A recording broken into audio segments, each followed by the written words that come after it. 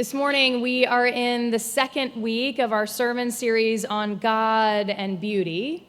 And this week, we move from God as the source of all creation, which Nelson preached about last week, now on to the beauty of God's creation. So now that we have established that all creation comes from God, then we can get to the work of appreciating the beauty of what God has made. And of course, if we're going to talk about God's creation, the natural starting point is Genesis and the stories of creation that we find there. But when you start talking about Genesis, you get into some delicate territory, let's say, because people really love to argue about Genesis, don't they? They love to argue about whether God created the earth in 7 literal days, or are these metaphorical days that aren't the same as our days? Did God literally create just like this? And if so, how do we know? Now, we're not going to do any of that today. We're not going to get into any of those arguments today. We're sort of going to set aside all of the things we might argue about when it comes to Genesis, and we're instead going to really look at the big picture of this Genesis story. So regardless of how creation happened exactly, regardless of the mechanics, what is this text trying to tell us about God and about creation if we sort of stay at this high level? And I think that Genesis 1, of course, wants to tell us that God is the creator of all things. That's the most obvious point. And I think it means to tell us that creation is not random or haphazard, but that God has a plan for creation and God executes that plan as God creates. And if we keep reading past where we stopped this morning, we also see that creation is interrelated. Human beings are created and given dominion over the fish and the birds and over every creeping thing that creeps upon the earth, it says. And Genesis reminds us again and again as God creates that God calls the creation good. God delights in what God has made.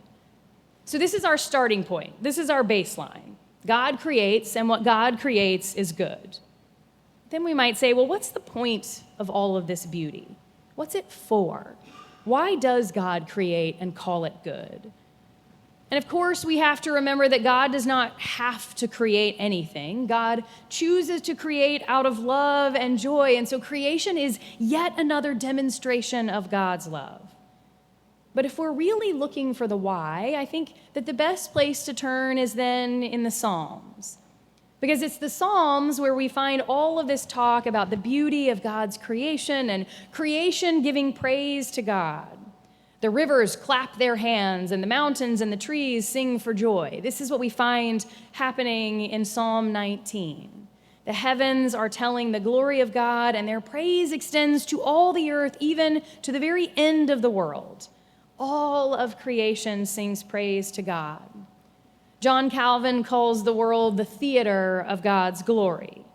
Creation exists to give praise to God.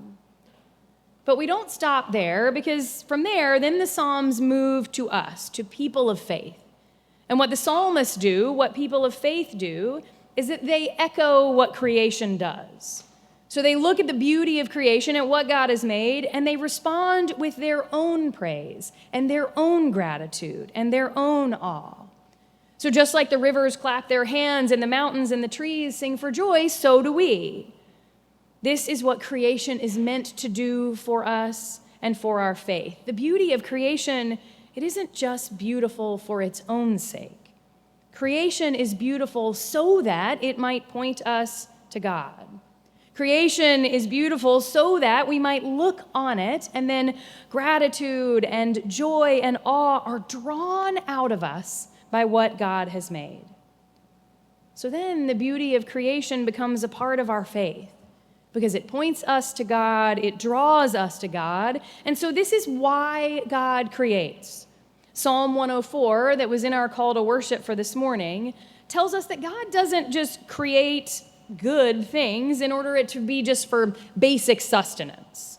That God creates in order to bring joy to the human heart. So creation is meant to be a source of joy for us that then draws us to God. When I think about the people in my life who do the very best job of reminding me to experience this joy and awe and gratitude for creation, of course, it's my kids. Because don't we all know this is what children are so good at? They're so good at marveling at what's around them and then drawing us, just boring adults, into whatever wonderful thing that they have discovered. Sorry for calling you boring. We'll say I'm boring. You're not boring. So I have this really clear memory from maybe a year ago, and I was on a walk around the neighborhood with one of my boys, and I think he must have been getting over being sick because it's just the two of us. So he's home with me, and he's driving his little motorized Jeep around the neighborhood because we just really needed to get out of the house. So we're on this usual loop going past all these houses and yards that we've passed who knows how many times. And he slams on the brake of the little Jeep, and it comes to this dramatic skidding stop in the middle of the street. And he looks over and he points and he says, "Mom, they have the most beautiful grass." And I remember laughing and sort of being really struck by the humor of this, right? Because never in a million years would I stop to think and remark on someone's grass. But he was right. It was this beautiful, lush green lawn in front of this kind of shabby house, but man, their grass was spectacular. And my kid noticed, and he needed to stop and talk about it. He needed to take a moment and stop what he was doing just to appreciate that grass. And I have to tell you, I've never gone past that house again and not stopped and paid a little bit of extra attention. Their lawn always looks really good.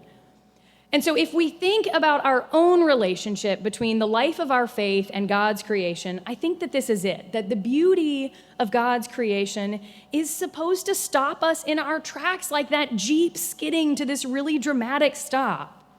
It's supposed to stop us in our tracks so that we take a moment to marvel, but then we're supposed to take it a step further. So it isn't enough for us to just notice the beautiful thing. We then have to let it draw us to God. So the beautiful thing should then lead to a second sentence that might sound like this: "Mom, they have the most beautiful grass." Isn't it amazing that God can create such a thing? The beauty of creation isn't beautiful just for its own sake. God's creation is beautiful so that it might sing God's praises and so that it might lead the rest of creation to see it and remember just how good and how amazing God is. And then in this way, then the beauty of God's creation becomes a part of our faith. This is one of the many opportunities we have as people who walk this earth to give glory to God in what we do and in what we see. Just like we hope coming to church draws us into deeper relationship with God and is an important part of our faith, so is noticing what God has made and being brought to this place of awe and wonder and gratitude. Now, you might say, well, isn't all of this talk about beauty just a little bit frivolous? When we live in a broken world, or when we're grieving, or when we're facing a health crisis, or there's war or famine or natural disaster on the news, what good is it to focus on beauty? Shouldn't we be focusing on weightier things? And the reason that I think beauty is important is because it really goes back to some of these core beliefs we hold about who God is. When the world is complex and when life is hard, what does it mean for us to believe that God is the creator of all that is? And what does it mean that God creates so that all of creation would sing God's praise? In some ways, all of this beauty talk is a reminder that no matter how difficult the world may be, no matter how difficult our particular current circumstances may be, that there is always something that we can find some gratitude for. Because think about the psalmists who write all of these words giving praise to God's creation. The psalmist also writes about waters up to their necks and the enemies at the gates. And they write all of these psalms of lament that cry out to God longingly and achingly. The words Jesus speaks from the cross, my God, why have you forsaken me?" Those come from the Psalms. And so these psalmists aren't writing about beauty and creation and praise from a place where all is safe and happy and sunshine and roses. In the midst of life's greatest complexities, in the very midst of life's ups and downs and trials and tribulations, the psalmists take time to focus on praise and gratitude and joy. They appear to be choosing to orient themselves toward God in the midst of all that life throws at them, perhaps as a way of getting through, or perhaps as a way of looking beyond present trials and into God's bigger picture. Appreciating God's beauty, appreciating God's creation isn't something that we need to set aside until life is all good. Appreciating what God has made and spending time in joy and in gratitude can perhaps help draw us up and out of life's great hardships. Now, I'm not saying it's going to fix all things, but it can help shift our perspective, and that can be very important. So, in light of all of this, I'm giving you homework. Is everyone ready? There will be a test.